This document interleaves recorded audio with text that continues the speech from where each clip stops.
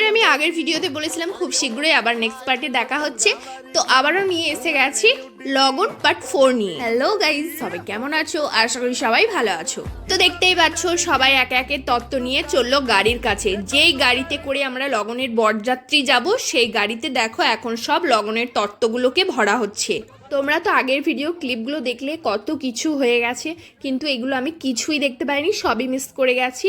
তো এখন যখন লগনের তত্ত্বগুলো গাড়ির মধ্যে ভরা হচ্ছে, এবার বেরোবে, তখন আমি এসে পৌঁছেছি। তো আমি রেডি হয়ে একদম সোজা এই খামারেতে দাঁড়িয়েছি, আর সবাই আমাকে বলছে যে এত লেটে এলি, কত কিছু মিস করে গেলি। তো ওই যে দেখো গাড়ির ওই সাইডে আমি দাঁড়িয়ে আছি, আর আমাকে সবাই কিন্তু নিয়ে ভীষণ হাসাহাসি করছিল, যেহেতু আমি টাইম মতো পৌঁছাতে পারিনি। দেন তারপরে আমি যখন এলাম, এবার ক্যামেরাম্যান দাদা বলল ঠিক আছে তুমি দাঁড়িয়ে যাও, কটা ফটো আর কটা ভিডিও ক্লিপ নিয়ে নিই। তো দেখতেই পাচ্ছ একে একে আমরা সবাই দাঁড়িয়ে গেলাম। আর এখানে ছিল দাদার পাশে, ওটা হচ্ছে আমার মাসির ছেলে, আমার ভাই, আর বোনজি আমার হাজবেন্ড আমি।